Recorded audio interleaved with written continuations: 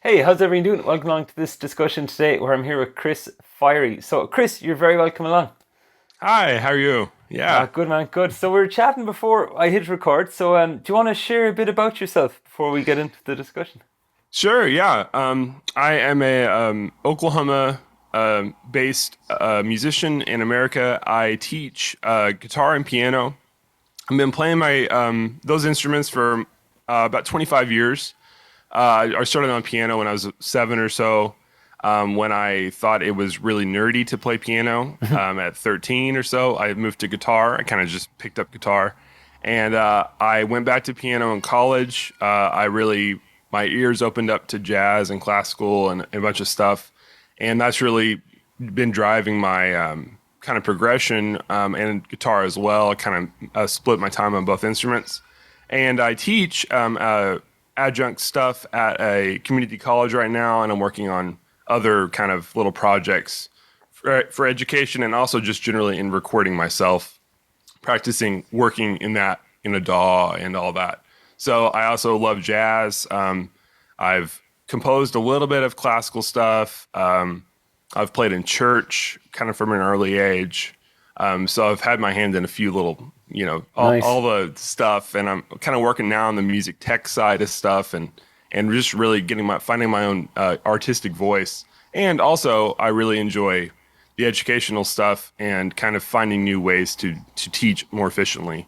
Brilliant. Everything from a major scale to like abstract. Like I'm working on this Barry Harris stuff right now in jazz, which is like kind of all the rage right now in some sides of the YouTube music world for jazz education, I guess. And so it's like extremely like kind of thick stuff that you have to really sit down and like process. So I like making stuff for my own edification, like to practice that stuff. So it helps me, I feel, teach even a major scale or ear training or whatever. So Nice, yeah, man. that's kind of a blip about me. So I stay busy musically between that and being a dad. It is, but it actually that's inspired me to be more efficient with my time. So we can talk more about that. But I love that. It's Yeah. helped me out personally a lot. So Oh man, that's so cool. Yeah, I've heard that yeah, happens to people. All right. I have a dog. Didn't happen when I got a dog though. But yeah, it doesn't happen. I had dogs before. It didn't happen, but it okay, happens fair with a enough. kid. Cool. And so we were talking, saying, so that's your background, and that's brilliant. Like a lot of great stuff we can get into. And with Yeah. teaching like beginner guitar, I know you'd said you teach a lot of beginners. hmm One question I've chatted with other teachers on the channel about is what do you see as the biggest challenge nowadays for somebody beginning guitar, let's say in the year 2021 or 2022? I would say one of the deficits I see in my students that I had, and many people do have that are, any success in music, is that they forget that music is so communal. And I think that we have kind of a problem with people just being on their own with like, thinking they can do stuff on their own. Like I have a lot of students who practice strumming on their own, and I'm like, I understand that can be okay, but it's probably not okay because that's a critical aspect of like, you know, I don't know if everyone's like this, but I know so many people where music is kind of a really natural extension of what they do or of how they express themselves. They grew up like that. And therefore, we can't regrow up, but we can implement like a community of if you're learning guitar, like you need a friend learning guitar too, I think. And you need like another guitar friend that's good. If you're like really serious about it, you can probably be fine on your own and make some progress. And of course, YouTube's a great resource. There's a lot of stuff I do. And I think solo practice can be incredibly amazing at a certain point. But for strumming and getting in the instrument, I would say the biggest thing is just a lack of community, like a lack of like playing together. That's been my own. That's what I've kind of seen. And then by doing that, I think you get a lot of the other stuff. You hear music. You've got there's like so much going on. Like you see someone's body motion when they're playing. And this is coming from someone who actually has played pretty much alone since COVID. Oh, no. Yeah. I mean, actually in a good way. I mean, it really kind of been flowering like practicing a lot, kind of a lot of self-inflicted, practicing. Yeah. So, but yeah, I feel like that's a kind of an issue, because That's music interesting. is so multifaceted, and you have to Yeah. really like pour it into your life. And even if for someone that's a beginner, I've got a few college students who'll come and they'll know, 2 or 3 chords, but their feel's not good. They're just not super musical. They don't come to it with like, inherent rhythm or an ear. Those things can be overcome, but the only way they can be overcome is like really kind of getting the community, and like whatever that means. If that means even like really like implementing, like playing along with recorded music, because that I think is also a community thing. It's like listening to like the culture of it, like listening to the music. I've got jazz students who come and want to learn jazz. I'm like, well, do you listen to jazz? Like, if they don't listen to it, they're not going to learn it. So a familiarity with the music and really like putting your homework in on like, do you know this, what you're trying to learn?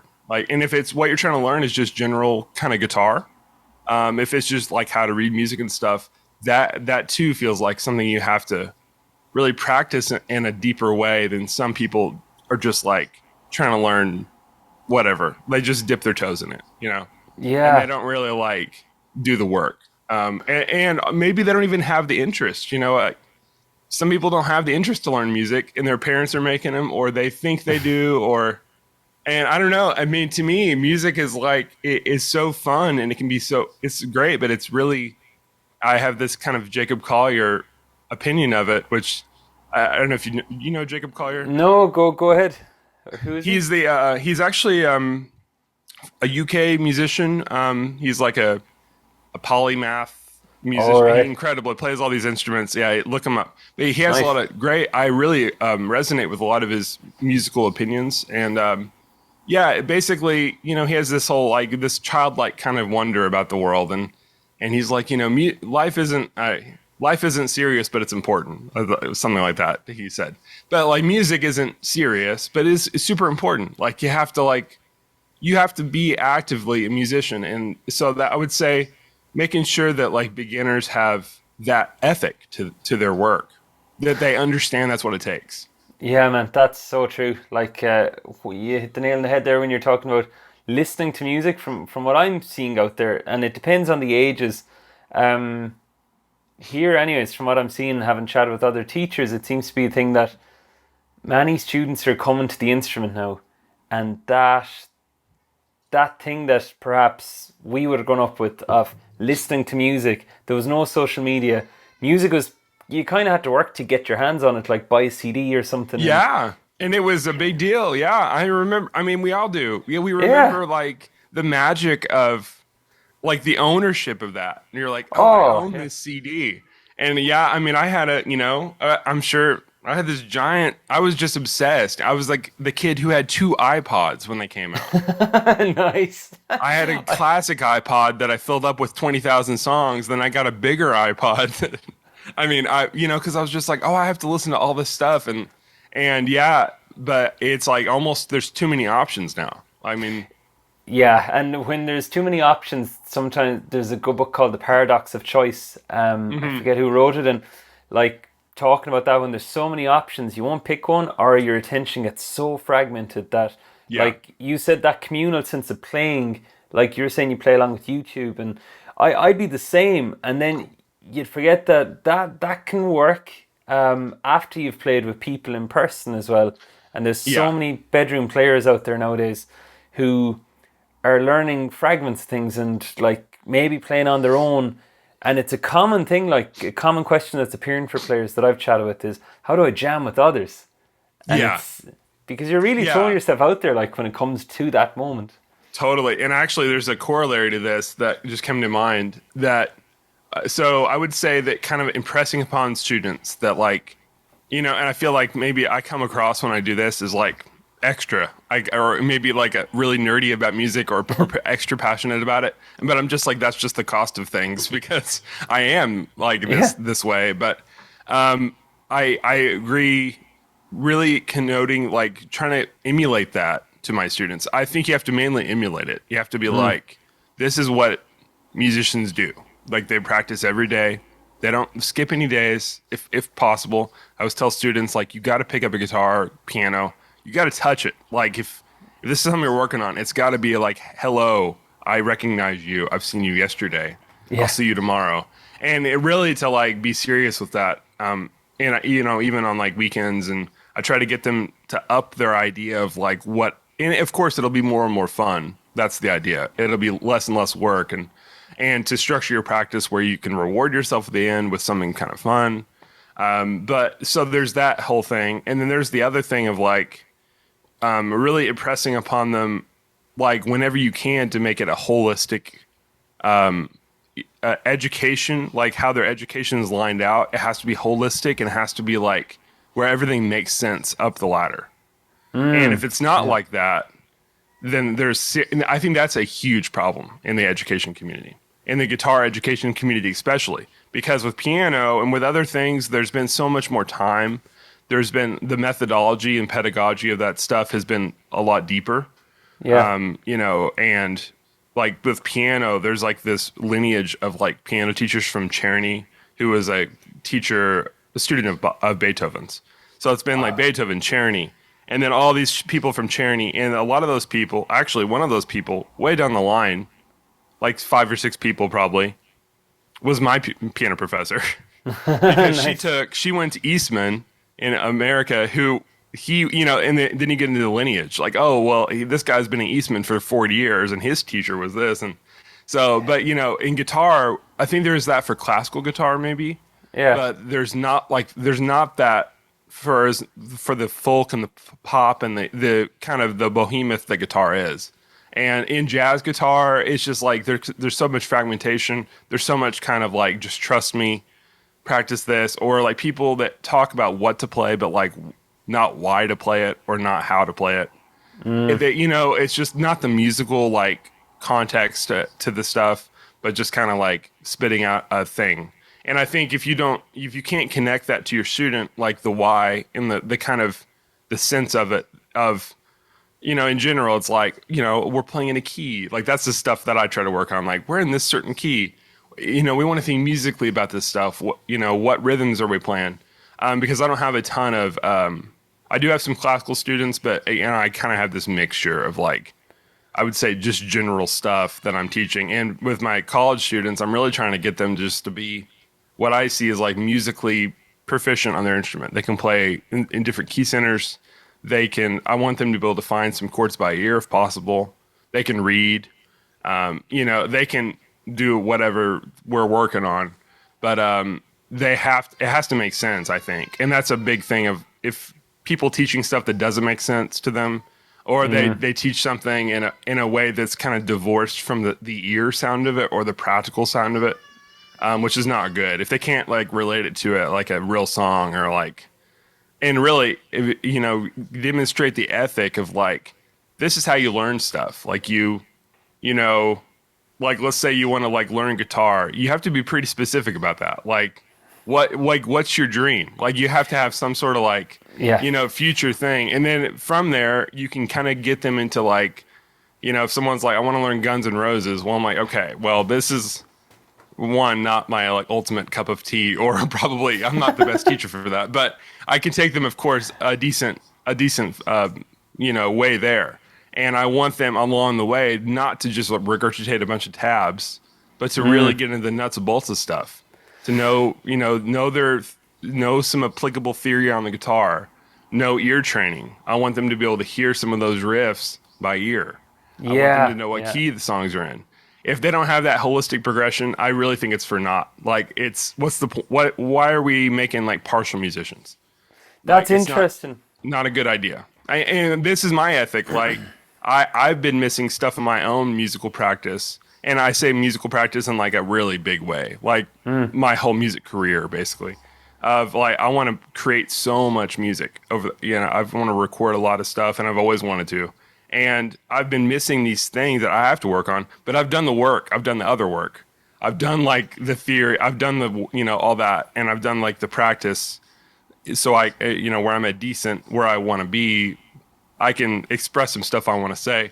But now I'm working on the other stuff that I haven't worked on. And I feel like many people have they've done all this work in some way. And even beginners, I see some beginners really work hard, and you have to really like make sure you're kind of doing it in a holistic way and making sure that your education and teaching is like really, really makes sense. And of course is a mixture of not too much talking, but also showing and all the education that goes through just playing with someone else. Yeah, that's so true, and I love what you're saying there about the holistic approach. And like part of the reason I've set up these conversations is I'm learning myself, because like Yeah, if the videos back to back of who I've chatted with, I have a different approach, and then I think it's about, sometimes as teachers we can kind of get into the one viewpoint, or something's worked with the student, and then if something doesn't work with the next student, it's like, well, maybe they need to try harder to make this method sure. work for these. But that's interesting. So with the holistic, do you find students nowadays, for what I'm seeing here, that YouTube and things like that is churning out more ear players than players who are reading tab? Or are you seeing that in your student base? I don't know. I have, the kind of student I have, I don't think they're swayed by anything that much, I do Yeah, have some students who have, like with YouTube, I think sadly, the thing that often happens is like someone looks up something.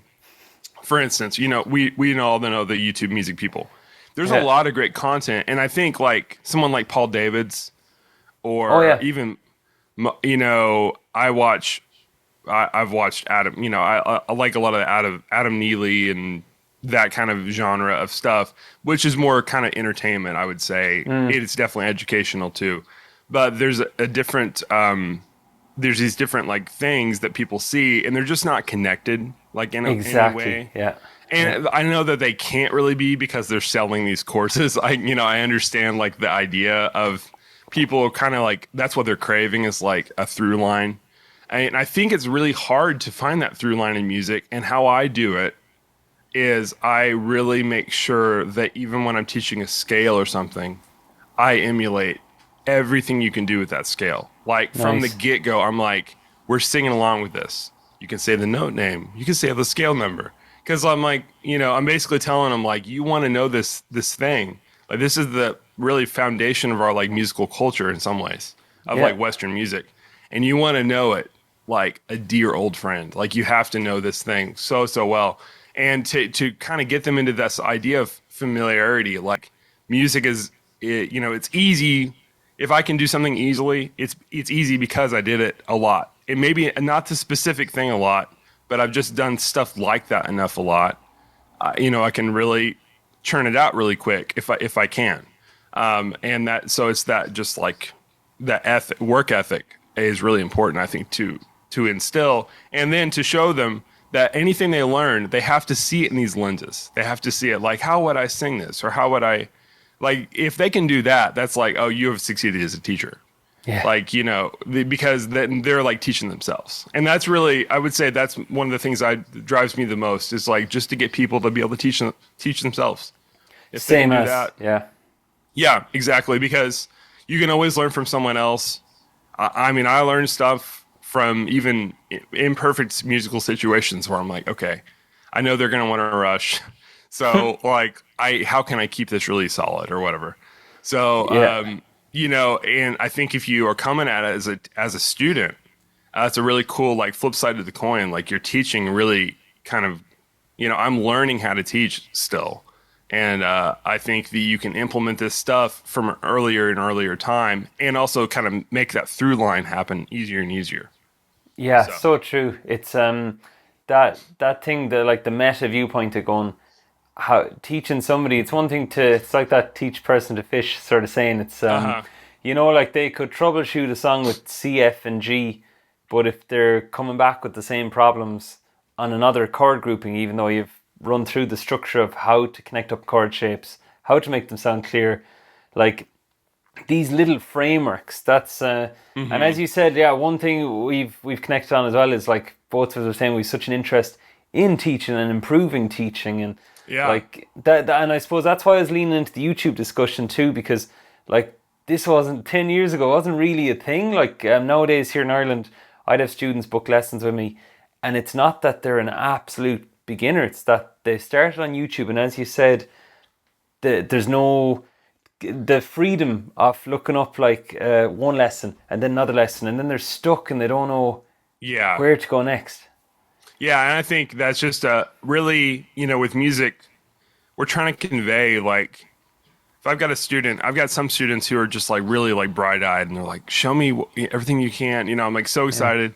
And then often, like, I've got even one, my semester just started and I'm not sure how it's going to go. Like, we've had one lesson. I'm hoping it's going to go in a good direction, but like, it's one of those things where I'm like, this guy's been playing a long time. He knows a lot of stuff.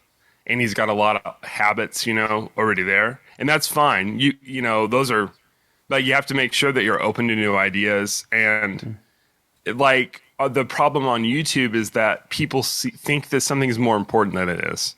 Like, this is a kind of a contentious thing, but like, I cannot stand, and many people can't stand, how modes are taught, right? Yeah. Like, this kind of like, right, I'm going to talking about, like, modes can be taught and like really like, think of like C major, but you're starting on D when you're in D Dorian. Whereas it's like, well, think of D minor with the flats. Like, you're missing the forest for the trees. Technically, yes, they're the same notes, but it's not the same tonality. All to say that, like, that's an ear training thing. Like, if someone's listening to a D minor blues and they're trying to figure out how to play over it, like, if you don't share, like, if you don't really emulate the sound of that, and like what you should be listening for, that D is the center, and that you can play a bunch of bluesy licks, you can use the minor pentatonic scale, you can really show them on a variety of ways how to hear it and how to kind of make sense of it. But that has to convey back to like an earlier thing about, we're in kind of the key of D minor, so you could play but I find that so many times, like, something on YouTube is just taught in this bizarre way where you're like, you don't have to play, I'm not going to have my student play all 7 modes as a beginner. There's just things that I think we get so wrapped up in. Like, it can be technique. It can be like learning kind of going too deep in a thing or too early and playing a bunch of stuff because we can. I just don't think that's very musical. I think we have a very, very tiny chance to like grab someone and like teach them like not only like the right way to kind of look at stuff, but also like some songs to get them hooked, like to really to get them as successful as possible, as quickly as possible. It's a kind of a really precise metric for everyone. Like, where is that spot? Yes, and the mention of the song, it's and modes, what you said there, like, I remember for me when I learned modes equaled speed. I was like, I looked up, it was as a teenager, I looked them up, and I remember I was taught them by my teacher, and then as part of modes it was connected to like Steve Vai, Joe Satriani, and all of a sudden I was like, okay, I'm just going to drill these, and I had all these licks and stuff. But as you said, like, the term to me that you keep coming back is the term holistic, and it's like trying to naturally make it ebb and flow. Every guitarist, I feel, has like a song that they connect as the song that got them on their path. So do you have one? Ooh, I don't have a song that got me started, but I do remember this great memory of me teaching myself a song. I can actually play it. Or is that maybe not because of copyright. Yeah, I forgot that you want to sing we're recording. I'm not used to that, so you're fine. I just thought of it there myself. Yeah. So I, like I said, I kind of picked up guitar more or less on my own. There was a couple of these like acoustics lying around my house, always these big Alvarez dreadnoughts. And so I picked up, I was listening to this like contemporary Christian music that my parents had around. It was probably something that kind of had a folky thing. Something like, I'll just... Yeah, cool. Nope, that's down tuned. So it was really simple, like, some like, and I was trying to figure out what these chord shapes were, and I was just using my ear, and I was probably 6th grade or so, and I finally figured out the progression, and I showed my parents. I was like, hey, check this out, I can strum, and I was figuring out the strumming, and I was kind of doing all that from like, just having seen my parents play a million times. They both play guitar. Mm. I kind of put what I'd seen constantly with like the sounds in the song, and I was able to kind of figure out what was going on. But yeah, music kind of just felt like really deep in me. It kind of just came up, and by like when I was like, I don't know, 15 or 16, it was over. Like I was obsessed with music. I wore out CDs. Nice. I listened to the, the CD so the much it play didn't pause work. button. Yeah, well, the CD would like get scratched up because I would just take it out of this. Wow. Yeah, and I had to rebuy the same CD a few times. Man, that's so But yeah, cool. I just was really into music and just kind of like I wasn't I was kind of too scattered for what I wanted to do until like I reached a certain age, and then I like really I feel now I'm kind of starting to put things together that I needed to put together, and finally getting my practice where I want it to be. That's the goal. Or is try to be as like efficient as I can. So like if I sit down and I have 10 minutes, I can go over some stuff that will help me along, get me through my day. So, Nice. And how, for you, how do you metric it then? Is it metronome markings or is it a general feeling of improvement? Or, oh yeah, I would say it's definitely a general feeling. But it's kind of like really big musical goals. So, what kind of music do you mainly play? I'm just uh, kind of curious.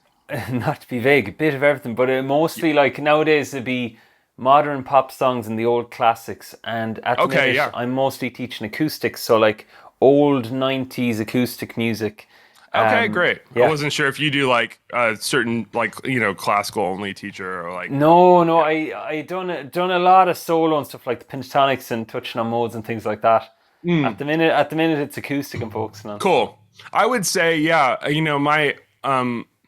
My goals are always definitely musical. Like right now, I'm working on finishing up a tune. Wrote this kind of modern jazz thing. Cool. It's going to be like a quartet, I think. So I'm running on piano. I'm trying to. So I work on composition. I work on soloing a lot. I definitely think that we are always grappling with like the specific versus the general. I think that a lot of people have way too many of both and not enough of the other, you know? So like I was always a general kind of, I had a like, I want to record an album or something. Or really just kind of vaguely get better at this stuff. And then the specific, it could be like, of course, recording a certain song or practicing on a certain, like I practice on like these jazz tunes that like really have to do them like a long, long, long time to feel comfortable thinking through them. So that stuff I'll work on. I kind of try to follow my, I guess I gauge the progression from like how if I can get over that last hump of being successful. And if I can't, I'm starting to like right now my practice is often tied to recording. So like I used to like keep a bunch of stuff around like drafts of songs. I would be Oh, like, oh, nice. I've got something here maybe. But then I'm starting to like just like throw them away if I don't finish them. I'm just like, you know what, I am not going to keep this one. I basically I failed in getting over that hump to get to the next level and to turn this into a thing. So it's whatever. I'm just going to like throw it away. Which I've actually found is like really nice because it encourages me to like whatever I'm doing to like do it all the way, Yeah. like and to finish it. And then if it's like you can always throw it away. And that so my practice is kind of tied around these things. Like sometimes I really crave to practice like you know the jazz like rabbit hole you can really fall down into, and that's um, like the way I've studied that stuff. Barry Harris is this jazz educator that just passed away a couple years ago, but he has this whole like kind of method of seeing music that's really really cool, and it's really like kind of blows open like what you can play over a certain chord or to say. So it's Nice. kind of a really cool kind of functional theory method. So that has just made me like change my practice yet again, where I'm like, oh man, now I'm thinking about this stuff and I want to like hear it on the guitar. And so I think whatever you're doing though, you have to definitely, I think I'm evaluating like how I do, like how better am I getting? And I think like one of the things that I've really gotten better at is just being musical in my thoughts, even away from the instrument. So I found like I can get a lot better if I'm like really thinking about this stuff and then I come to sit down and I've already done like kind of prep somewhat, and that kind of maximizes my practice time. But yeah, I think it's hard to evaluate where you're at, but you know, I always want this. I'm kind of waiting on myself, if you will, like down my life to be like, if you work on stuff enough, you will like achieve your goals. But like it is a hard puzzle. Like everyone's got hangups on stuff. I had hangups on creativity and like being afraid of recording music on my own computer when no one can hear it, which is kind of silly. But it's like I have so much reverence, I feel, for like the musicians in my life or in the music that inspires me. I mean, like just so into it and so inspired by it that it feels like such a serious task. So I have to remind myself like it's not serious. Like you have to have fun with it, and basically to remind myself that it's okay to fail a bunch until you succeed. Like it's cool. It doesn't matter how long it takes. It doesn't matter if it takes a year. Like, and having this idea, like all those ideas actually enable you to work so much quicker. I feel. Yeah, It's a weird mind game, but it's just stuff that helps me out. Yeah, no, that's So so true. True, like goals and mindset are something that a lot of guitarists don't take into account when they begin, or it becomes a conversation once they build their skills. That now they have these skills in this toolkit, and yeah, as you're saying, like the thinking about it and how to use it, and those sort of those hang-ups can happen. The creativity, especially, I find when you get a bit older, it's yeah, and you've something that can really, I think, orient us as well. Thinking about what you just said is that really like if students or this goes for me too. If we don't know what to work on, if we don't know how to gauge our practice, that stuff is shown to you really by your career, like by what yeah you're doing. So I back in the day when I first started teaching, I was in college. I had never taught private lessons really. I had a couple one-off students, but I was really young and I had a long story, but the music store in the town I was in, which is also in Oklahoma, it was just a small music shop, and they're like, "Hey, one of the guys actually worked for my dad back in the day. And this is a different town, but he was like, "You want to teach?" And he saw me at like a bar gig or something, and it worked out. I started teaching, and I grew to like 50 students there a week or so. nice. Pretty full schedule. And I was so green though when it first started. I think back and I'm like so embarrassed by like how things went. I was definitely like well intentioned and probably your average guitar teacher, honestly, maybe a little worse. I mean, I was probably above average in that I knew a lot. I knew, I'd been playing guitar a long time by then. I Had you knew concepts. enthusiasm? Sorry? Had you enthusiasm? Yes, I basically was so scattered though. I was just so scattered with like how I taught, and I had that problem of like the cart was before the horse, like the whole lesson. I just couldn't get. So that is so hard. You have to like really teach a lot, in my opinion, to like Yeah, to big time. get the clarity to like, hey, we have 30 minutes. Like, what are we gonna do? And to phrase it in a way that makes sense and to show them stuff that the lesson makes sense where they can go home and really think about how to work on it every day, where they get back and they're better. Like that's the goal, is Yeah, that they've like really struggled with this stuff but it's also accessible and doable enough and you're laying out the thing. But my point was that you're like the your guide. I think your progression should be guided by like what songs you do. When I was there, like I didn't teach. I realized I had I had students who had been teaching a year or two who couldn't play through a full song. Just like the way they were practicing, it was not really like oriented towards performing. So I think if you don't have to perform, if you're like in a situation where you're learning just for fun, you want to put yourself in a performance standard of some way. So go to like a jam session or something, just strum on a guitar, don't plug it in. But because this experience of you making music with others will inform where you go next. yeah, I Like, like if that that. makes Yeah, sense. yeah, it does. It Because does. it's like, so there's no guidance if you're just learning at home. Like, and that's fine to not have any guide. Or there's no like pressure of like, hey, like we're making music like coming up here in a week and we have to know these 4 songs and they're super easy songs, whatever. Or we're hanging out at a party, everyone's playing together, we're making music. It's a thing. And to have that kind of idea of like, I'm playing music, and actually something that really I see from church musicians, which I still have a lot of, and I live in a town with like probably 1,000 churches, so I have a lot of students Lots of venues. who play at church. Yeah, and I grew up playing in church, so I know the music very well. Yeah. So they have that piece of the puzzle. Like they're learning songs for a thing, and that's really, really healthy. I think that's like something that's actually really good, because so many people don't, and they want to be Slash from Guns N' Roses, but they're playing their bedroom that's not going to happen playing in your bedroom. Yeah, I really don't think it's going to happen. Like even if you like played 5 hours a day, like there's this kind of like balance to what I actually thought. I was thinking about this last night. I was doing dishes. Like there's a balance to like how much you can get done in a day as a musician.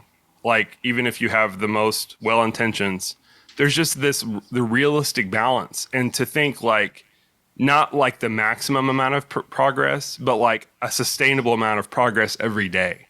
Like it's not about like practicing for 5 hours. It's about like practicing for an hour and a half, but you like rock that and you get a lot done. And you're like, I use that hour and a half in such a good way where I really knew this is my limited window and I'm really going to go all in.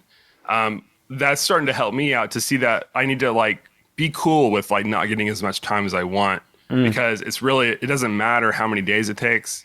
It doesn't matter. Like that stuff should be irrelevant. How I work should be important. And I think how people play, if they don't have anything to play for, no one to play with, or let's say you're like want to write. Let's say you pick up the guitar and you want to be a solo acoustic artist, like a singer-songwriter. I've had students like that, and if they learn a couple chords, G, C, D, they can play 10,000 songs now. Yeah. So they should cover a song. If they haven't written a song, they should sing and play someone else's song. And now they've got a way to practice their chords, right? Yeah. And then they're going to want to do something else with a different feel. Now they've got a second song. If they get to learn one more song, they can do an open mic night or like a coffee shop thing. So, like it's getting this like idea of like, that's why we do music ultimately. Of course you can be like a bedroom picker, and if that's fun, that's the cool thing about music is it works that way too. Yes. But I think like the way that I came into music, and the only way I feel like it can be now for me is to have that like all in approach, where you're like, I want to go out there. I want to meet other people. I want to, do the thing, because that's the musical experience, and the ethic is whatever it takes for you to go out there and like, artistically create this stuff and put it out there as a finished product, and people enjoy it. Like it's a whole thing. People hear you, and like, then you're like feel inspired to play more. Like, that's an important part of music. And it doesn't matter if you don't write music, if it doesn't matter, it's like this kind of performative thing of like, it almost goes bad if you don't share it, Yeah, and the effect you can have on people, like looking at, and we'll wrap it up in about 2 minutes on where you have to go. When it comes to performing, that thing of future pacing students and going, well, like an example I like to use is if somebody's there and they're like, oh yeah, I played the round of chords like a beginner.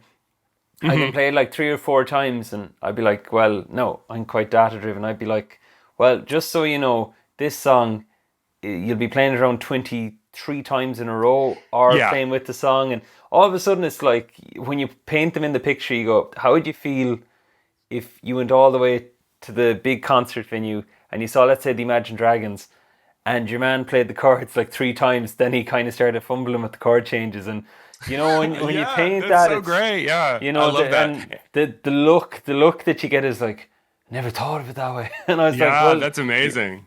Well, like your nan or your granddad or family or wife, husband, whoever's sitting in the crowd watching you play, that's what they're coming to see. They're coming to see you play a whole song, Yeah, that's great. And actually, I've got more time. My wife took my kids, so we can chat. Cool, man. We'll go a bit longer. Yeah. I have to go in about 10 minutes, but this is cool. for people watching this live. But No, it's really great. Like really starting to unpack the whole thing of performance and the accountability of it as well is a big thing. Yeah, accountability, and I think too, this might be a good kind of thing we can kind of, we'll talk about as much, long as possible. But Yeah, I think something like, for instance, like, do you mind if I? So not at something all. I think Okay. about a lot is like, so in tune enough. So it's just getting students to like, and for me too, to like really take this stuff. I don't know. It's that holistic application of stuff, taking it seriously and really like thinking of even playing like I have these exercises where it plays like a C drone. I actually made these on like Note Flight, which is like a Oh, note cool. browser thing, yeah.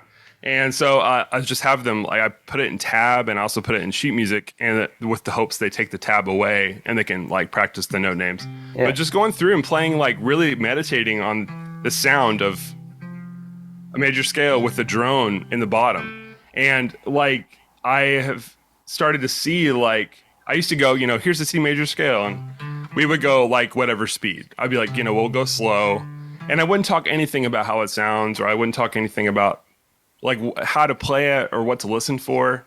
And like just that the one kind of change of just like realizing, I think it was this guy Rodham Sivan. He's like a Okay. jazz guitarist from Israel. He has a great YouTube channel, and he got me onto that of just like really like consciously practicing, and to have students. It could be like a folk guitar progression. Like Yeah. this one guitarist that from Noah Gunderson. He's from Seattle, and he plays these beautiful voicings of these chords. Like he'll play these really really woody, or he'll keep the C. He'll Nice. keep a Yeah. C, and like you get these really really like nice kind of intimate sounds. And even from a pop guitar thing of like just talking about different ways to play chords, like how they feel. Like how does this chord feel? How does this voicing feel? How does this certain voicing sound? What? How does it move you?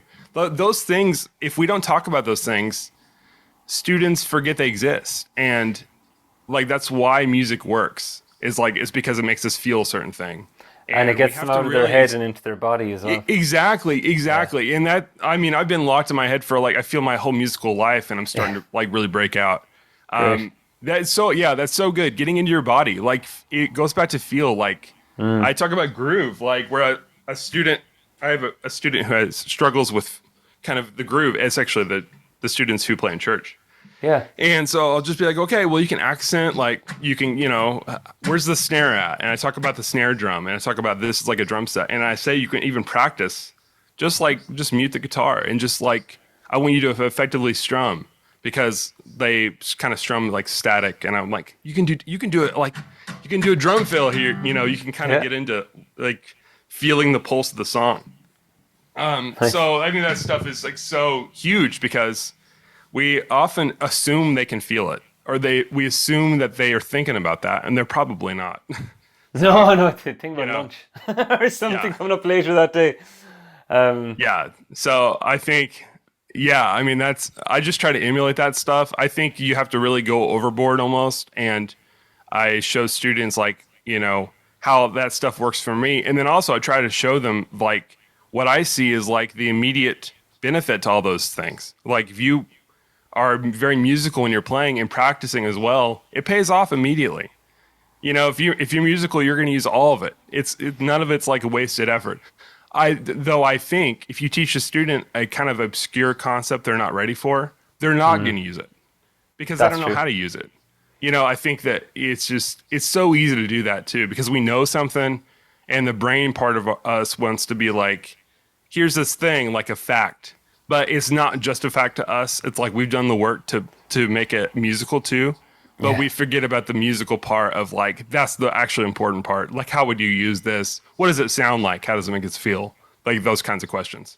Yeah, it's great. Again, going into the like, it's a whole experience rather than just Yeah. there's tab numbers, learn how to read them, crank it out, make it fast, Yeah, and and yeah, you're that playing. is so reductive. Yeah, you don't teach anyone. I mean, tab's okay because tab can help us. Like I use, how to play a C major scale, like all the ways. What finger do we start on? Where do we play on the neck? But then I get students like, once they get that under their fingers, I have them close the eyes when they're playing those scales. Yeah. Like if you can't play that stuff, like Yeah. you have to, it goes back to you're going to do it 23 times. You're going to do it 100 times. Like Yeah. there's no like that. If you need tab at first, it's fine. But like your ears should be the thing guiding you. And I think too, something I've been talking about with my classical players and people that are more kind of like, whatever, formal education is that like the ear part of stuff will help you just as much as anyone else. Like when you're looking at music, can you, like, you know how it's going to sound before you play it? Like when are we going to play it on the guitar? Because if you don't know how it's going to sound, that is a kind of piece of the puzzle missing for your, like, the whole kind of system that makes music work of like where I hear a sound and I'm playing a certain part of the neck and my brain it's all confirming. Like, it's like, oh, this sound has come out of the instrument before. Yeah. And, I think that's such an important part to kind of think about of being consistent. That's why we're consistent, is because you strengthen those connections and you don't make any other bad connections. So that's something I think about a lot when I'm teaching. And also when I'm playing and I'm just trying to get them to, pick up some of the habits I do. And of course, there's stuff I'm going to say that will never make sense to them, but it's a fun kind of problem to figure out, like how to say something a million different ways, and how to demonstrate it like a million different ways. And to show how important it is, Yeah, big time. I did there year 2017. I went to set a world record for the world's longest guitar lesson, and part of the guidelines for it was you had to teach 20 people in a class at once. And whoa, yeah, man, and I had to like how long? I did 24 hours and 7 minutes or something. I didn't get the record though because I went down on a guideline. No, they're super strict. But having to communicate that thing to a group, and you say it one way and you're getting the sort of unconscious nods, and then you see some faces just glazed over and it's like, okay, how would I say it a different way? And having 3 or 4 ways as a teacher to explain something or a story usually really sticks with the student.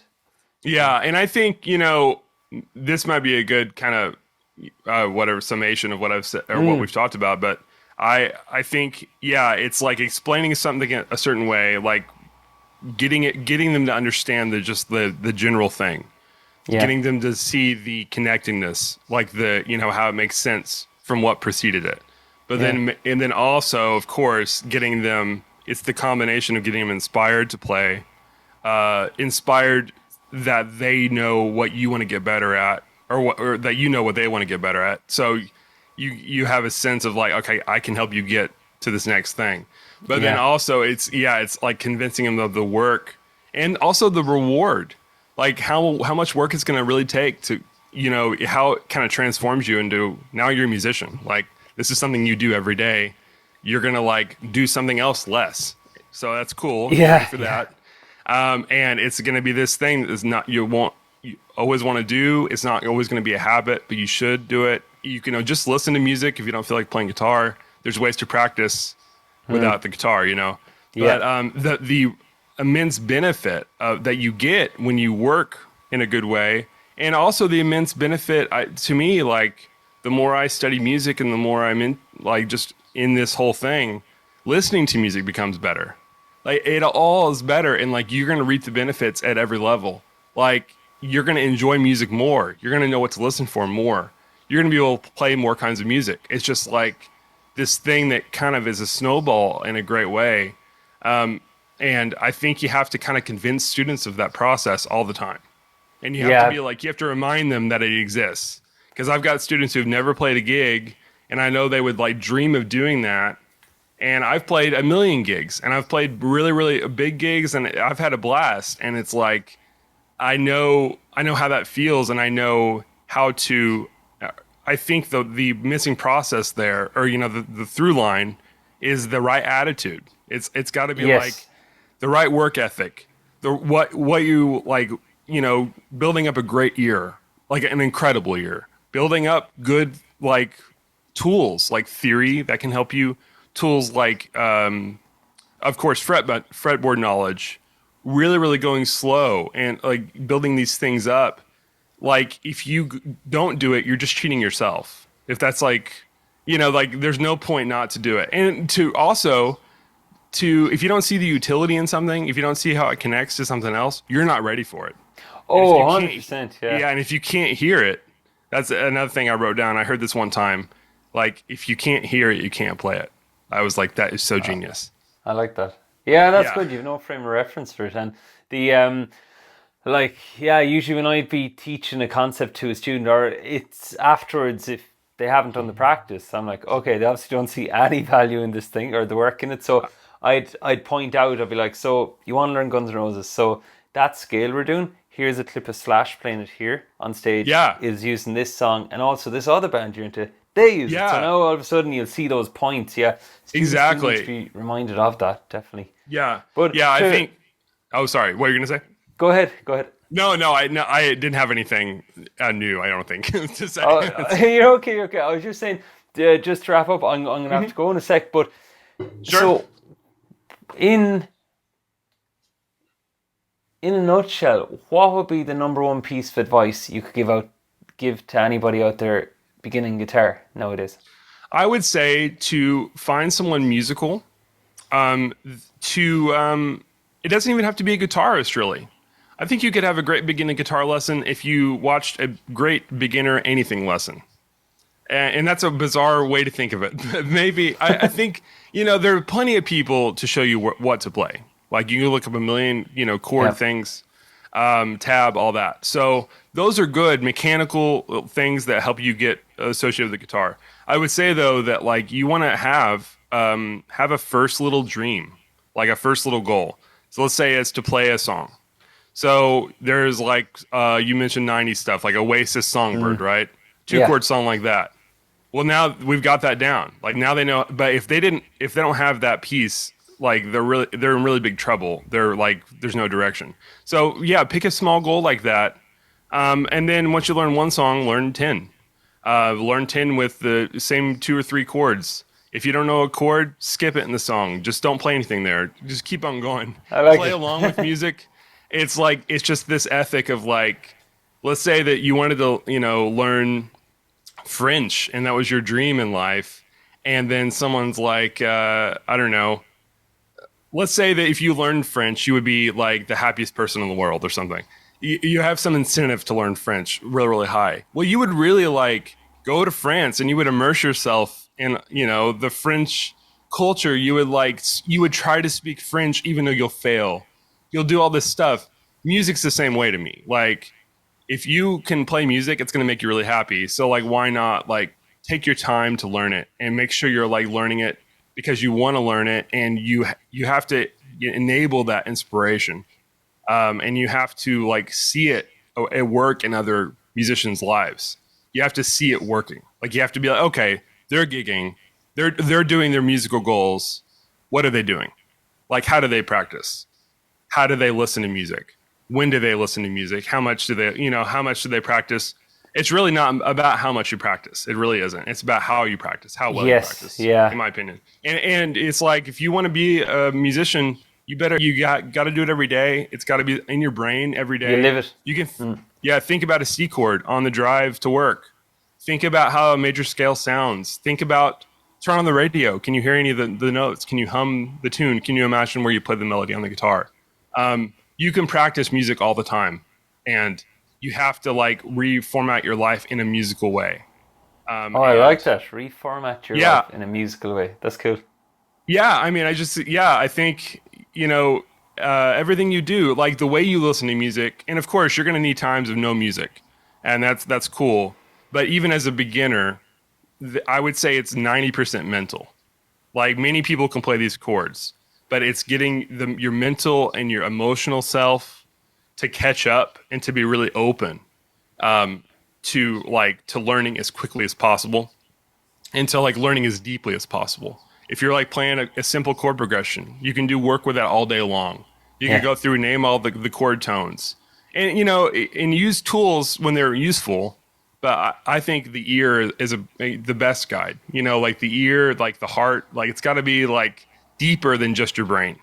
So if it's not deep enough yet, then figure out how to kind of go deeper. Like if you're not quite listening as much as you should be, figure that out. Or if you don't understand the concept, figure that out. That's fine. But you really want to, you make sure your ears kind of leading you forward, and that will take you to the next goal and the next goal after that. So.